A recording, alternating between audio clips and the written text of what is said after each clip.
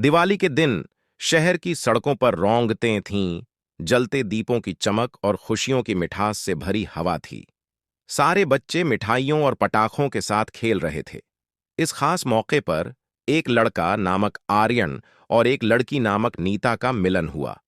इन दोनों के बीच में हुआ पहला मुलाकात ही एक नई कहानी की शुरुआत कर देने वाली थी। आर्यन एक खुशमिजाज और समर्पित युवक था, जिसका सपना था अपने परिवार को गर्वित करने वाला एक अच्छा इंजीनियर बनना।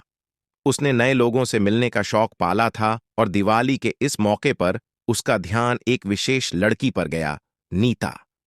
नीता भी एक उत्साही और साहसी लड़की थी, जो अपने सपनों की पूर्ति के लिए कड़ी मेहनत कर रही थी।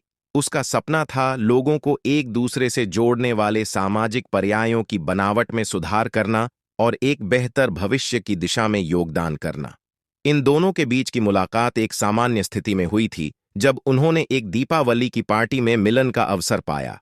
आर्यन ने नीता को एक दीपावली की शुभकामनाएं दी और वहां के माहौल में बातचीत शुरू हो गई। शुरुआत में वे सामान्य बातें करते रहे, लेकिन जल्दी ही उनमें एक खास बातचीत की रूपरेखा बन गई। आर्यन ने अपने सपनों और उद्दीपन के बारे में बताया, जबकि नीता ने अपने सामाजिक कार्यों और सांस्कृतिक यात्राओं के बारे में बातें कीं। इस बातचीत के माध्यम से उनकी भावनाएं और दृष्टिकोण समझने लगे। धीरे धीरे वे एक दूसरे की विशेषताओं, सपनों और आकांक्षाओं को समझने लगे। दीपावली की रात, जब आसमान में पटाखों की रौंगतें चमक रही थीं, वे दोनों ने एक दूसरे के साथ अपने दिल की बातें साझा कीं।